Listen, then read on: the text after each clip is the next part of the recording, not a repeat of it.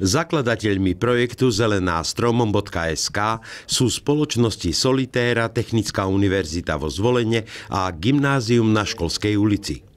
Cieľom stretnutia na radnici bol podpis partnerskej zmluvy s mestom Spišská Nová Ves. Tohoto stretnutia sa zúčastnili aj ďalší partneri, ktorí prejavili záujem zapojiť sa do projektu.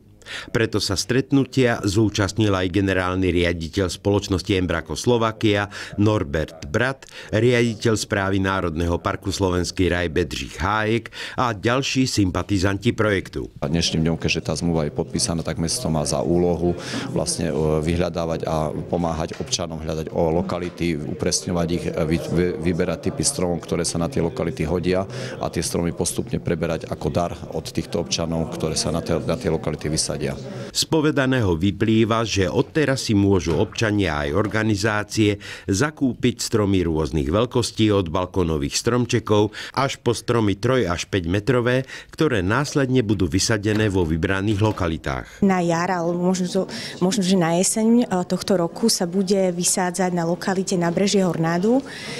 Ďalšou lokalitou, ktorá už je prediskutovaná aj v rámci mesta a aj spoločnosti Embraco, je práve areál spoločnosti Embraco. Ďalšou lokalitou je to vlastne lokalita popri rieke Hornád pri MPC.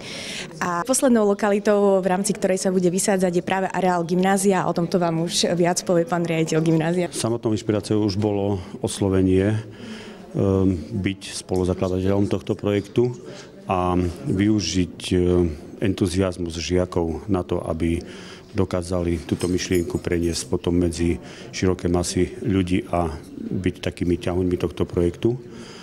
A ako druhá vec nás napadla a inšpirovala nás dobová fotografia našej školy, kde je krásny park v okolí budovy, ktorá je dnes národnou kultúrnou pamiatkou. Gymnazisti tak budú ako dobrovoľníci navštevovať domácnosti, ale aj firmy s ponukovými katalógmi zelene a zároveň si zveľadia okolie školy.